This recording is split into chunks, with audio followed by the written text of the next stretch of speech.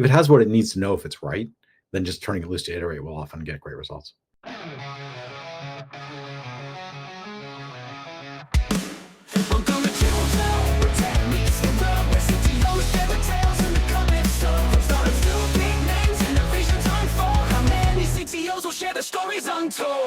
All right, welcome everybody to this edition of the How Many CTOs Does It Take podcast. My name is Scott Porad and my co-host, Brad Hefta-Gaub. Hey Brad, how are you doing? I'm doing fantastic. I'm excited for our conversation today. Today we have a special guest with us. We have perhaps the only CTO in the world who is in the possession of not only an Oscar, but also a James Beard Award. And he is here to tell us about his experiences with AI-assisted coding and engineering. His name is Michael Natkin. Michael, welcome. Great to see you both. Yeah, it's nice to see you too. Thanks for coming on. Can we just take a second before we jump into this, Michael? I just want to give you a chance to introduce yourself. Tell us about what you're doing now, where you come from, where were you born and how did you end up here? We'll try to condense that down pretty quick. Well, I was born in Louisville, Kentucky, started messing around with computers when I was like 8 years old or something. My dad brought home a teletype from the Board of Education. So, 300 baud. Those were the good old days. I've been doing it ever since. Went to Brown, studied computer science, spent a few years at Industrial Light and Magic doing Terminators and Jurassic Park and all that good stuff. And then I was in Silicon Graphics for a long time, and then Adobe for 13 years, working on Adobe After Effects. Then did a little startup with a team of folks from Modernist Cuisine. We built the Joule sous vide device and put up chefsteps.com, which was a lot of fun. Took a turn, actually, between those two, wrote a cookbook called Herba Voracious, kind of got in early and got out early from the food blog thing. And the last 6.5 years I've been at Glowforge doing, we're making a very cool 3D laser cutter that people have on their desks, and they use it for everything from education, crafts, starting small businesses, all kinds of crafting. It's good stuff. Very cool. That's awesome. Yeah, been a great ride. Okay, you got to tell everybody about your James Beard Award. Sure. Yeah. Well, that cookbook I was working on back in, I think came out in 2012. It was Herba Voracious was the name of it. It was a vegetarian cookbook, and it actually was the first year that the Beard Awards had a category for vegetarian cookbooks or vegetarian and vegetable focused cookbooks. And so I was one of the original nominees for that. So that was awesome. Good. Yeah. I own a copy of that cookbook. You do. I probably gave it to you and signed it. And tell us about your Oscar. We need to know about the Oscar. Sure. Yeah, that was a technical achievement award Oscar for Adobe After Effects. So me and I think it was 5 other guys from the team that all had worked on it for long periods of time got to fly down to LA. And the technical achievement awards, they're not the ones with the red carpet. They're the day before the main Oscars, and they happen in a very pretty but not quite as fancy dining room and not as many people in fancy suits and dresses. But we got to stand up there and accept an Oscar, and so that'll be something I'll treasure. Very cool. It's pretty sweet. Yeah, pretty sweet. Thank you. Well, let's talk about AI and coding and engineering. Let's do it. Because it's all the rage these days. Man. So let me tell you guys about 2 experiences I have had. I'm not making these up. I've had a biz dev guy and a product manager guy. Both come and show me the apps that they have created with AI. One of them used something called Replit. He did it on his phone. Mm-hmm. The other used something called lovable.dev, which he did on a computer. And they come and they say, look at this. Why isn't the engineering team doing this? Why we could rewrite our whole site. I did this in just 3 hours and I got, an app that quacks like a duck or whatever it is. So that's my experience. And then on our engineering team, we're testing some automated code reviews. So it doesn't do the whole code review, but I call it assisted code review, not automated code review. Is that CodeRabbit? CodeRabbit, yeah. Yeah. And I've talked to some of the more experienced engineers on our team, and they have been impressed. They've said it's actually a really helpful tool. So, and then we have a handful of people who are using like Microsoft Copilot or GitHub Copilot to sort of more in the sort of power autocomplete kind of space. And we have one person who tried to use Google Gemini code assistance and said it was embarrassing. And so that's kind of where we're at. And I'm curious to know where you guys are at. Michael, I know you've been doing a bunch of stuff in this space, so tell us about it. Yeah, well, you brought up two whole separate topics. One is, what can non-technical people do with it, and the other is what can engineers do with it. Where do you want to go first? Engineers. Let's talk about engineers. Cool. So my entire software team uses cursor.sh, which is an IDE that was forked off VS Code. So it looks exactly like VS Code, except it has AI agent assistance built in everywhere. So you can select some lines of code, Command K, and say, like, tell me what these lines of code do, make them do something else, fix the bug, whatever it is. You can do Command L and chat with your code, and you can switch over to the composer mode. And one of the big innovations over the past few months is it's gone from, hey, change the stuff in this file, to I can see your entire code base. I can create entirely new files. I can search the web. So like just before I was talking with you today, I had a chunk of code that had some sort of hardwired OpenAI calls in it. And I was looking for an open source library that would allow me to swap out models, but like retain the OpenAI API structure. So it'd be just easy to send my prompts wherever I want to send them. I literally said to Cursor's composer, hey, look at this entire code base, find all the OpenAI calls, refactor it out so they're in a shared module, make it so that I can use this open source library, and then let me define all my prompts in my YAML file, and let me choose the models I want to use and the temperatures and all that. It just did that entire refactor on its own and got it right hole in one, which would have been like, it's none of that's rocket science. It's all stuff I can absolutely do myself. It just would have taken me probably a few hours of tedious moving code around. So it's gone from like, for years, I've always said, like, prior to LLMs, I've said, we're sort of in the mud hut age of engineering, where like I can have an idea. I already know exactly what I need to do. I can see from here to the finish line of writing all this code, testing all this code, whatever.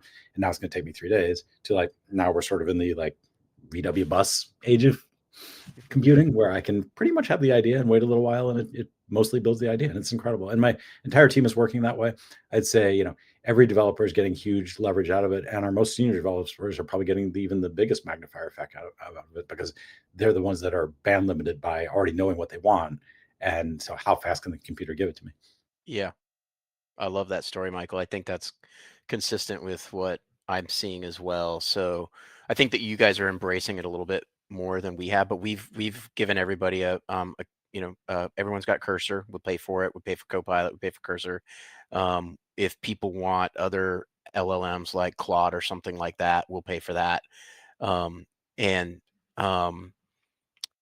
Yeah, the same thing. I think that like what I would say I see is that the tools are more powerful for senior engineers who know what they want. I love your description of like, the code, you can see the path of what you want to write the code, and it's just a matter of doing it. That's where I think these tools really shine. What I've also seen is that if you don't know what you want, it's difficult to know if what it's spitting back at you is actually what you wanted. Right. So we can put aside the conversation about how non-technical engineers, what their success is going to be with this. But I even see this with more junior engineers will struggle in giving prompts to get something right. Like, a lot of times Cursor or Copilot will like refactor the code, like, oh, there's a bug in this, let's fix it. If you can't really tell it what the bug is, it will refactor the code, it'll rewrite the code, and it may or may not fix that bug, and it may introduce other bugs. Right. And so I think that, it's a little bit like having a chainsaw. It's really a powerful tool if you know how to use it. And if you don't know how to use it, you can hurt yourself. I think that's right. I think people, have formed opinions either too early, right? Like if you used it a year ago and it didn't work for you, that's sort of like saying, yeah, I rode a unicycle once and Ferraris suck.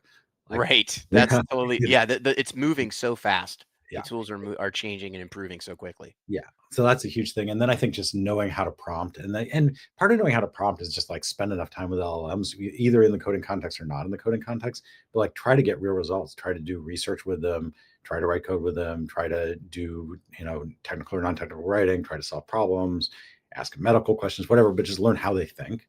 It's like a little bit of robot psychology is what really goes into it. 100%. And then the other part is like, people miss just very basic things like cursor. You can set up your system prompts, right? Or it's like your cursor rules. You can say things like, when I'm editing Python, be sure everything you write is Pythonic. Be sure you reference the documentation here. Be sure you use my lint rule, whatever that might be. Yep. Those little hints up, or make sure everything is well factored. If you're using, follow the pre-existing patterns you already see in this project. Just having some basic stuff like that in place makes it 10 times more effective. Yeah, I will say, like, in the spirit of like when I think I became like a real use the LLMs as a tool believer was last year. So one of my things I do is I'm a ski patroller, and Cool. last year we have, like, in my ski patrol we literally have paper sign-in sheets, right? And a bunch of us on the patrol are tech guys, but somebody was like, "Hey, Brad, build us an app that like we can do like electronic sign-in," right? And in a classic, like, know what the problem is before you start coming up with a solution. I said, wait a second. The real problem is we have these paper sign-ins, which we have to keep, like area management requires like our signature on it. The real problem is we want to make an electronic version of that. And so just on a whim, I like took a picture of the sign-in sheet and then just asked ChatGPT, this is a ski patrol roster. Please give me a list of the names of the people who signed in. Amen. Yeah. And it worked instantly. And it was like 98% correct. Oh yeah. Right. And this is with literally the sloppy, it's like all doctors' handwriting, like it, and so then it got some of the names wrong and it didn't know that William went by Bill. So then I'm like, okay, what if I just give it a list of everybody that's on patrol? Right. And it boom, it went from 95% accuracy to 99.8% accuracy. Yeah, right. totally. And I think that's like, to me, that's an example where thinking about these things as, they're not, you have to think about how to use it as a tool, right? I could have asked it maybe to build me a new, CRUD-based UI for like digitally, electronically signing in, Right. and that would have actually, it probably would have done a great job at that, but it wouldn't have solved the problem, Right. the real business problem. Yep. Yep. No, and I love that you just gave it an image and said, "What do you see here?" I mean, I think that's an opportunity people miss all the time. Totally works on the software side of like, here's a picture of a UI, like here's a carousel, make a carousel like that in React. Great, no problem. Yeah. Happy to. Totally. I just drag and dropped a bunch of screenshots of, paper, on the back of the, of course, Figma has all these great tools where you can just like dev mode, you can just like download it as Tailwind or download it as CSS anyway. You don't really need the AI for that. But if you don't have something like that, you want to just drag and drop a screenshot, boom, it will almost always come up with, well-formatted CSS, well-formatted. You can tell it, oh, we're using Svelte, Skeleton, and Tailwind, and boom, comes back with the answer. Yep. So I've got some questions. Yeah, go. Okay, the code bases that you're both using this tool Cursor. You're both working with some code base. When you brought Cursor into that ecosystem, did you bring Cursor into an existing code base, or have you built this whole code base up? And really the question I'm getting at is like, well, how does this do well? If you got the whole legacy monolith thing going on, how are these tools going to do in that space? Is kind of what I'm really getting at. It's good at both. I mean, the greenfield is really pleasant experience, and now that it's got agents and stuff, it'll actually build a whole environment for you. It's like, sure, I'm going to set up pip or UV, and I'm going to download these things, and I'm going to install your requirements.txt, and I'm going to make your git ignore file and do all that, like, and build your Docker containers, like do all that stuff. That's just a pain in the butt in your greenfield environments. But yeah, it works in legacy code bases too. You'll start it up on a big legacy code base, and it'll take a little while to index and put it all available for RAG, and know what chunks of context to pull in. But yeah, it does a great job. You can, and it's actually really helpful. Probably all three of us have honed the skill of like learning your way around a big code base over the years, but that has massively accelerated. You can jump into a code base you don't know at all and say like, where's auth handled in this code base? Okay, cool. I want to add Google auth to it. Great. It'll just do it. It's for real, Scott. You gotta try this. You gotta I'm point it at your code I'm base. not a skeptic. I was a skeptic for a long time, and I'm not a skeptic. How about something else you said, Michael? You were talking about Cursor and had 3 modes. There was, I don't remember the first one, and then the last one was composition. And you said something in the middle. You said you can have a conversation. Yeah, there's sort of chat with your code, which was it was before Composer, and it was sort of the first version, like within a single file. You could sort of say, make the following changes to this file, or what does this file do, or write some a common one is write some tests for this file, or add header comments to every function of this file, all those kinds of things. But it was sort of limited to a single file. It could look at context in other files, but it couldn't edit multiple files. And then the composer is the fancier agentic version that can sort of like not only edit multiple files, but create files, delete files, use your terminal to run commands, all that good stuff. Their pace of improvement on Cursor is incredible. Well, they probably just have AI doing it for them. I'm sure they do. I'm sure they, I'd of be course sad if they they do. Is that like an Ouroboros thing where the snake's eating Yes. his tail kind of situation? Indeed. Yeah. How about your world, Brad? Yeah, I mean, I would say that again, like the tools, I've gotten to the point now when I'm interviewing a new developer, like if for hiring, it's like I ask them, how are you using AI, and if so, how? And if anybody says absolutely not, I don't need it, honestly, that's the end of the conversation. Oh, hell yeah. Like you're okay. Thanks for taking the call. We're done here. Yeah. It's a little bit like, why would you not have a spell checker running in the background on your Word document? Like it just makes you faster as a developer. Now, I do think that there's I'd be curious what Michael has seen with this, but when I zoom the camera out, I think to myself, what it's really good at doing is essentially taking direction from a senior engineer to go implement a bunch of code. Well, that's a lot of what we used to use junior engineers to do, right? So senior engineers would kind of outline the plan, and then they would break up the tasks and they would assign it to junior engineers. And so there's an element of like, I do wonder, like, where are junior engineers going to get to learn how to become senior engineers if we're not hiring junior engineers because our AIs are doing it, what the job of the junior engineers anymore. So to me, that's one of the questions that's on my mind is like, and what are we going to do when all the senior engineers want to retire, Yeah, I mean, in my mind, like that's our job as CTOs, right? Is to make sure that junior engineers do have that path, right? And that we're teaching them. And that's something we've been really leaning into hard on our team, is making sure that folks at every skill level, maybe the senior engineers figured out how to use AI faster, but making sure that they're pairing with the junior engineers are getting training, that we're encouraging them, that we're making sure that they understand that, like, don't give up the first time you see an obstacle, because yes, you're absolutely going to run into obstacles. It's totally going to make mistakes. It's not a tool to give up on just because you've had a bad experience on any given thing.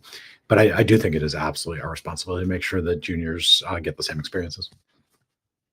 Yeah. You said something in there quickly, Michael, about pairing. And that was the first thought that came to my mind, which is it's going to increase the value of pair programming. That really, you're almost going to become more like an apprentice, perhaps to multiple senior engineers, of seeing how they talk to the AI and learning that way. I think that's right, because what to say to it isn't obvious. And saying it just slightly differently can be super high leverage. Or even just knowing little tricks. Like here's one that I see people make a mistake all the time: is you tell it to do something, it does it wrong, so then you give another prompt and say, like, no, you did it wrong, do it this way. That's not as effective as just going back and editing the original prompt and adding a little more context to it. So saying, like, oh, and by the way, like, do that at the group level, not the individual node level, or whatever little thing it was getting on. It's because, like, once it's done something wrong, it's much more anchored on it. But where you have the ability to do something you can't do with humans, you can't go back I can never go back in this conversation and say, like, forget that last thing I said, right? But with the LLM, like, it's completely happy to start over 10 times in a row if you want. So that's the kind of opportunity that people just don't, nuance people don't see right away. So I have two questions I'd be curious about, Michael, that I think it would be interesting to explore. The first one is, what do we do? What have you been doing to make sure that the junior engineers don't essentially misuse the tool in a way that causes them more pain than success? Other than the pairing, that's a great idea, but are there other tools you're using?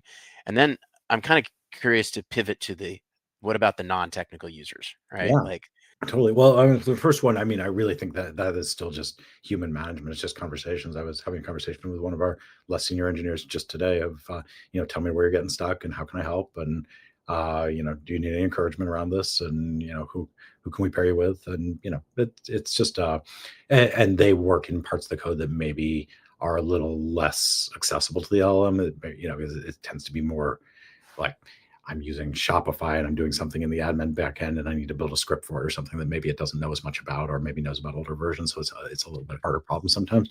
So just, offering the encouragement and the training, but I think it's, just management like it's always been in that regard.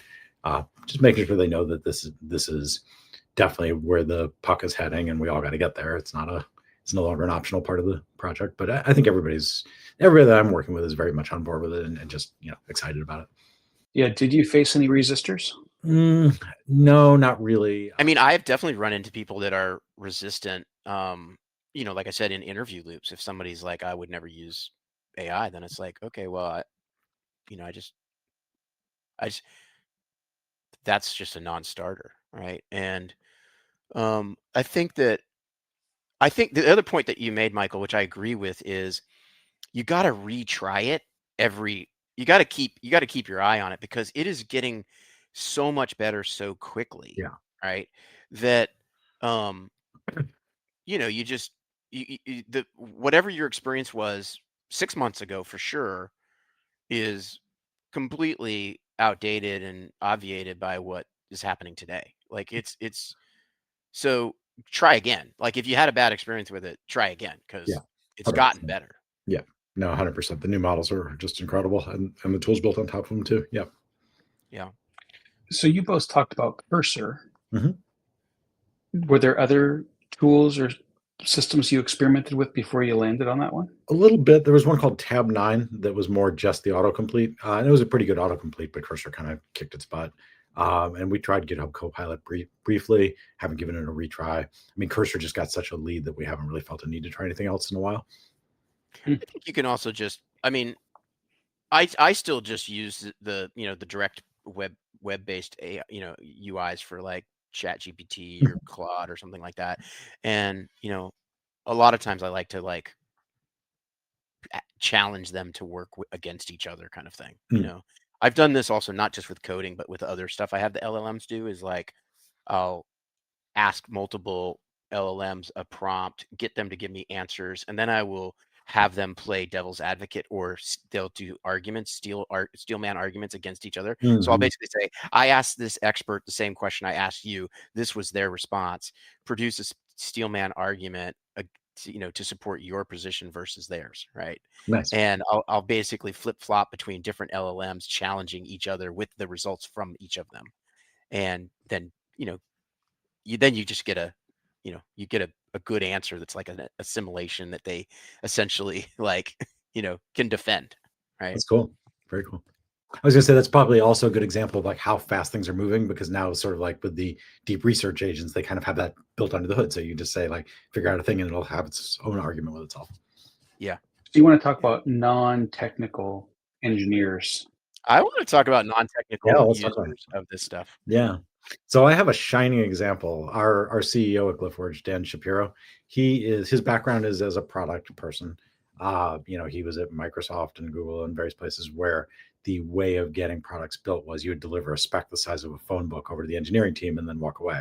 And so there was a lot of pressure on like, write it down correctly and get all the details right.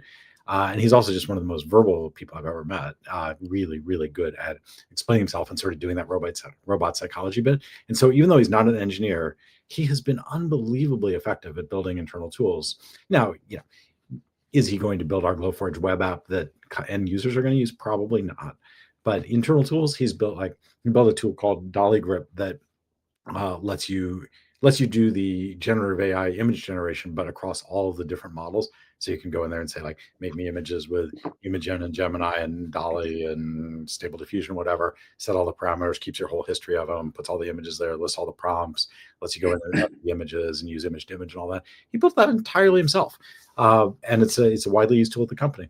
He also built a tool that we use with our sales team that runs through HubSpot, gets all the phone calls that every rep made every day, uses Whisper to get a transcript of them, takes the transcript, runs it against a series of prompts to figure out, what could be, what things the reps did well and what things they didn't do as well, and then writes an email, a nicely formatted HTML email, and sends it to the rep every day. And now he's handed that over to me, and I've made it, I've added a bunch of stuff to it, and my God, his code was horrific. And he'd be the first to tell you, like, the code is the code that he's able to produce using the LLM is a complete disaster from a traditional engineering point of view. But that's an unbelievable amount of effectiveness for somebody who literally does not code.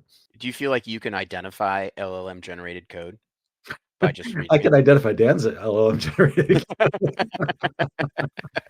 Well, you've raised a really interesting question, which is, if the tool works, does it matter that the code is bad? I think it's a fair point. I mean, internal tools, the bar's a lot lower, right? Like, there aren't even unit tests for most of it, and it doesn't have to scale, and it doesn't have to handle edge cases, and all the things that we'd be looking for in production code. So work is a much lower bar, and I think for that it doesn't really matter. And also, you run into problems like that tool for giving sales team evaluations. We wanted to add some new features to it, and it had reached sort of a toppling point where I had to say, okay, LLM, let's spend some time refactoring this before I add these new features. So yes, I think code quality does still matter up to a point, but as always, it matters very much less for a tool you're going to use for 5 minutes on the command line. It matters a little more for an internal tool that your team has a high tolerance for, and it matters tremendously when you're deploying to production. So to be fair, I've met Dan before, and he is very, very smart. So I don't know if he's in the non-technical bucket. That's fair. I'm not at all saying he's extremely technical, but he's not much of a software engineer, which will be that's true. Yeah, and I think that might be part of it, right? I think that you've got to know what you want, and you've got to be able to describe what you want. Yep. And I think that one of the things that Scott and I have talked about, and I think that I suspect you'll agree with this, Michael. Like, one of the biggest parts of being a CTO is being that bridge between the non-technical people. They're trying to describe some idea that they have, yeah, and you've got to translate that into something that can be built by engineers, right? And so if you don't have that translator, you don't have that person that's able to hear both sides of that conversation, at least today, the LLMs are not necessarily as equipped at kind of understanding that I know what you want type thing, right? I think that's right. I've seen other folks at the company. Some have great success. I'm not necessarily with having it write code, and not that many have tried. And for example, I've seen our finance team try to use it to write code to do some analytical type stuff. Or even today, they were trying to do a Monte Carlo simulation of some stock options or something, which was really cool. It's so awesome to see them doing it, and it is writing code, and the code has bugs, and it's not, fortunately the finance team is very smart and says, we know what the answer is supposed to be, so if this is wrong, I'll actually know. Thank goodness, because you certainly don't want to be doing financial statements with arbitrarily subtly wrong data. But I think there is a hazard there for people who are having it write code, don't know what the output should be, and believing that they are correct. That's one failure mode. But I think non-technical people have great success doing non-technical things. Certainly marketing team, sales team, people ops teams, all are doing amazing work with just sort of speaking to it in English and getting great results. But yeah, I think for the actual writing of code, there's still some reasonable cautions that you have to be thoughtful of. So the example that I will give that is sort of like a non-technical person using it, getting a little bit ways down the road, and then kind of themselves saying, wait, I've kind of hit my limit here, was my founder, who's the product guy on our project that we're working on. He just decided he wanted to try to see what it was like to try to build something using the LLMs. Mhm. And he chose to try to build a magic 8-ball, and where he got a nice little website that looks like a magic 8-ball and has a Nice. little button that you say shake. And the funny thing was that the magic 8-ball, the actual the actual die that's in the middle is has triangular sides on it, right?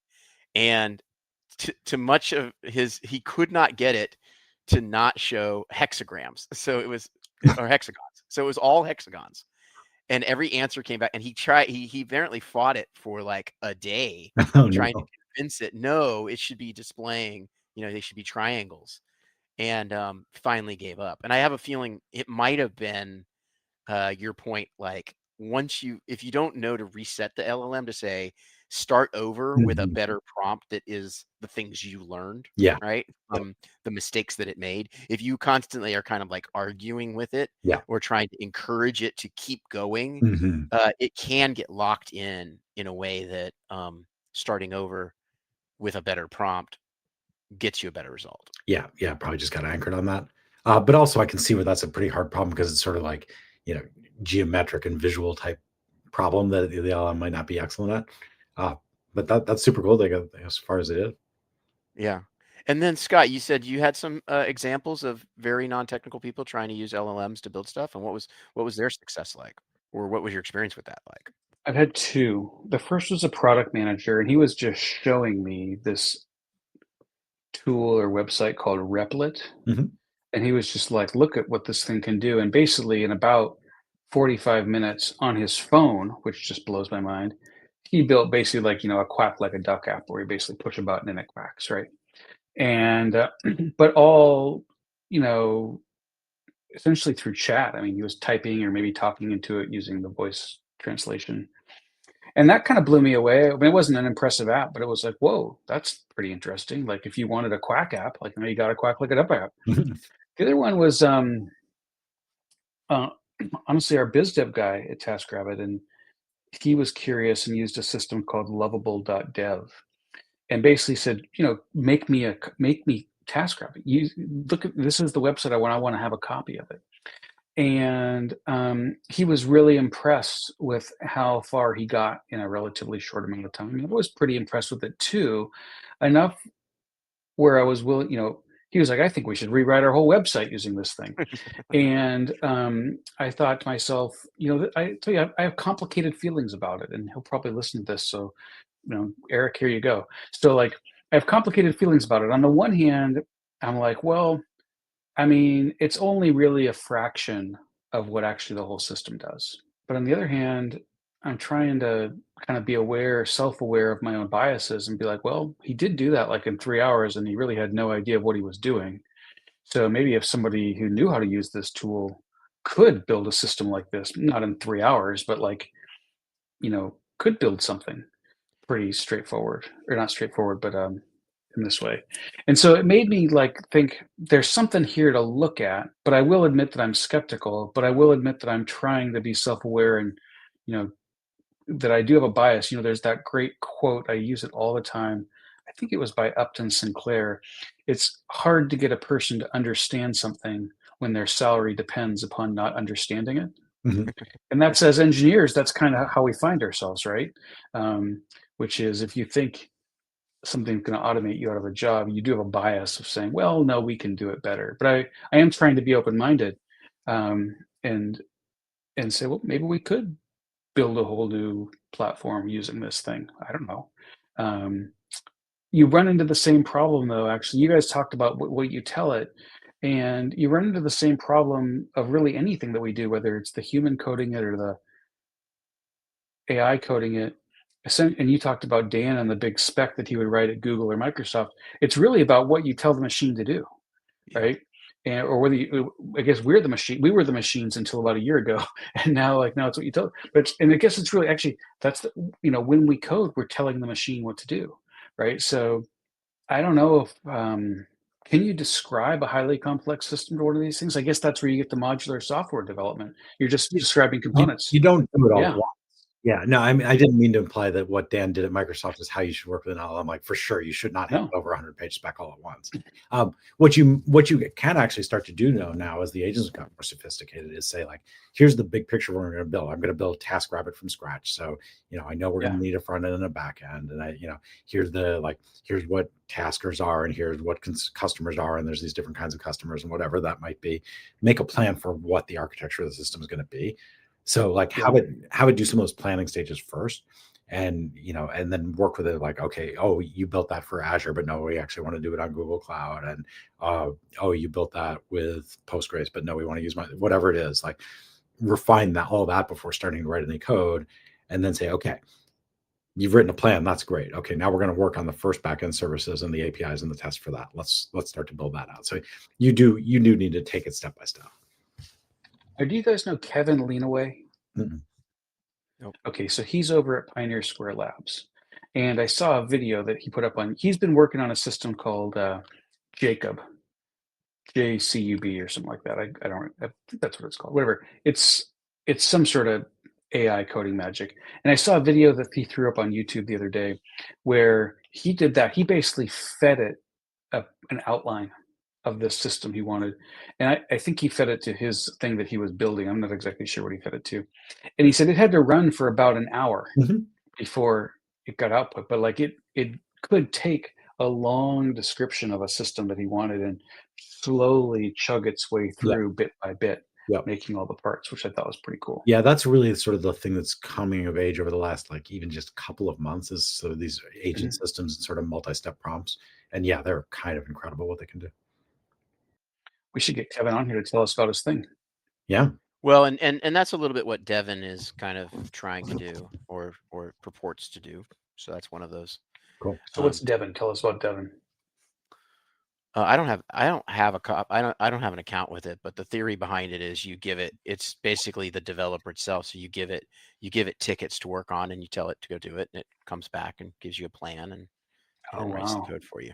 So it's a little bit like, an AI coding agent that's wired into your whatever, your Jira or whatever. Wow. And theoretically it will chat back to you, hook it up with your Slack or whatever and say, oh, I got a plan. Here's my implementation plan, something like that. That's pretty cool. I don't see why, I mean, whether it's like fully operational today or not, I don't know, but I don't see a reason why that can't work. Oh yeah. I think for sure that it's totally like you said, it's where the puck's going. Mm-hmm. Yeah. So much of it is just about giving it good feedback, and part of that is becoming visual. But if you're having it write tests and validating the tests, and if you're having it screen scrape or look at the output and confirm that the output is what it's supposed to be, and of course always learning all your lint rules, if it has what it needs to know if it's right, then just turning it loose to iterate will often get great results. Yeah.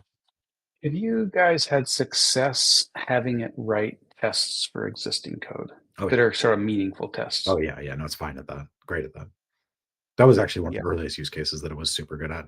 It's just so patient with it. Like, write some tests. No, okay, those are great, but write some more tests. Write some tests that aren't just edge cases. Like make a whole bunch of mock data for this test, and then it's fantastic. Interesting. Is that where you would recommend that people start if they've got an existing code base? It is a great place to start because you kind of get the double bonus, right? Of like you're making your code base have more coverage, and then also you're allowing it so your AI refactors will actually, you'll know if they worked or didn't. I agree. So it's a whole new world. Yeah. It's a crazy world. Right? Yeah. Yep. No, I know. I mean, you all, I believe, are like me, old enough to remember like the dawn of high-level languages, the dawn of the internet, dawn of mobile. This is the same except like 10 times faster. I mean, it's definitely the biggest revolution I've seen in my 40 years of doing this shit. I do think that like one of the things I've heard said is like, okay, this is the end of being developers, right? Like, oh, we won't need developers anymore if this gets good. Another thing I've heard said is this is sort of the end of app stores, right? Mm-hmm. Like and maybe this is what your product manager who used Riplet to build a little Quack as a Duck app. I do think there's something interesting to, like, if instead of like the version of the app that helps you and your friends agree to who's bringing what to the lock or whatever. Yeah. The potluck, right? Like, instead of like building websites that do that, like, the LLM will just say like, boom, here's my little custom app for, Brad's birthday party potluck. And then you throw it away when you're done with it because you don't need it again. Yeah. I mean, I think the thing is, we all know there's a yawning gulf between, and this is the thing that people fail to understand, is, there's an enormous gulf between Quack Like a Duck or Magic 8 Ball and like Photoshop, right? You're right. And something like TaskRabbit or the Glowforge app or whatever, somewhere in between those levels of complexity. But right now the LLM guided by engineers can do really important work on something like Photoshop or TaskRabbit. They can't build them from scratch yet. But yes, oh my gosh, Brad's birthday app, it'll do it doesn't even probably have to write any code. You can just do it as like just a conversation. So Yep. I don't think we're at the end of engineers yet, but I think we're on the trajectory where, it's certainly evolve or die. I think, we're going to be engineering for a long time, but what that looks like is going to keep changing really quick. Yep. Where have we landed with all this, Scott? What have you learned today? You came into today's episode with the question of like what to do with AI coding. Well, my question isn't what to do. My question was just to learn from some people that were doing it. And look, I am somewhere between nudging and pushing my team, and I'm going to keep on doing it. And we're rolling out Code Rabbit. I talked to you guys about that.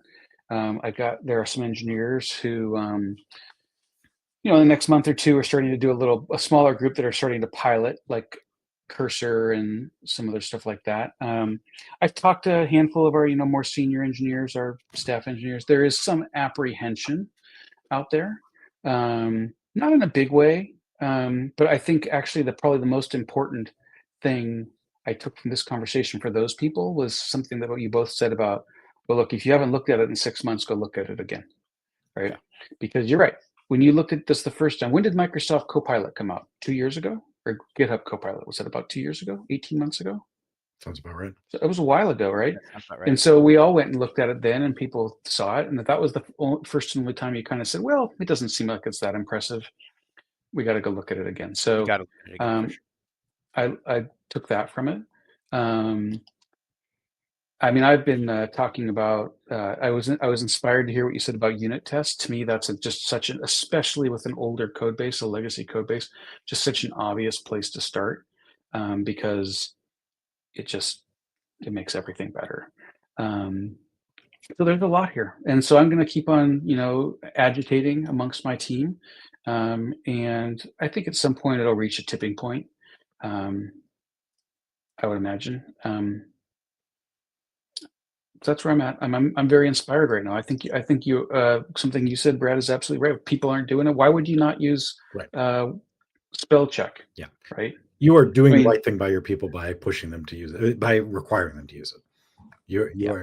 They may feel like everybody's uncomfortable with change, of course, but you are absolutely protecting their career, not damaging their career by insisting they switch.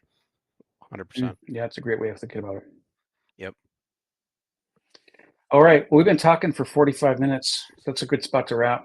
Sounds Michael, good. thank you for your time today. It was a pleasure. This is great fun. Yeah. Maybe we'll have you back on here like in another 6 months and you'll tell us about all the new toys you found. Anytime. Let's do it. All right. And the new awards that you've won. Don't think that's happening. All right. Well, remember to subscribe, rate, and review. Oh yeah, smash that subscribe button. Give it a thumbs up. All right. Thanks, everybody. All right, Joe. Bye. Take care. Well, all right, Brad. That was fun. That was super fun. I'm glad that we got to chat with Michael. It was fun meeting him.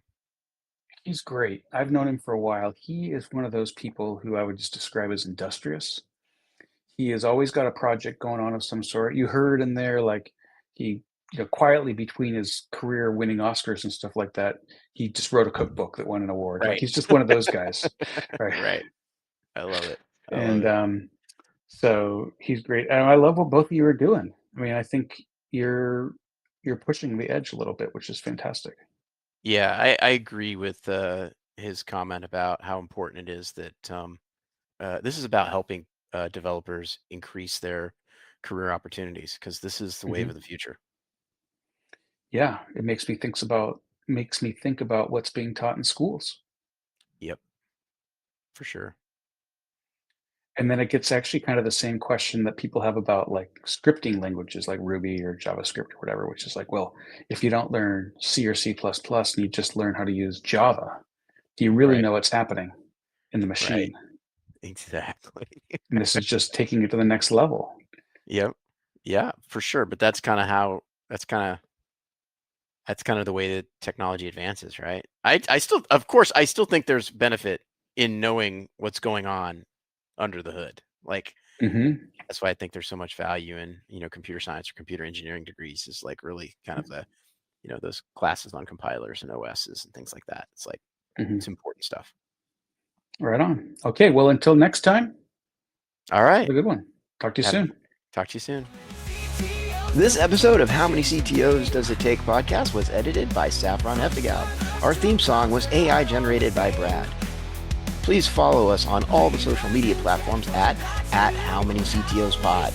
You can find us on YouTube, LinkedIn, Instagram, Facebook, Threads, X, TikTok, and Patreon, or at our website at howmanyctospod.com. And remember to rate, review, and subscribe on the podcast platform of your choice. Thanks for listening.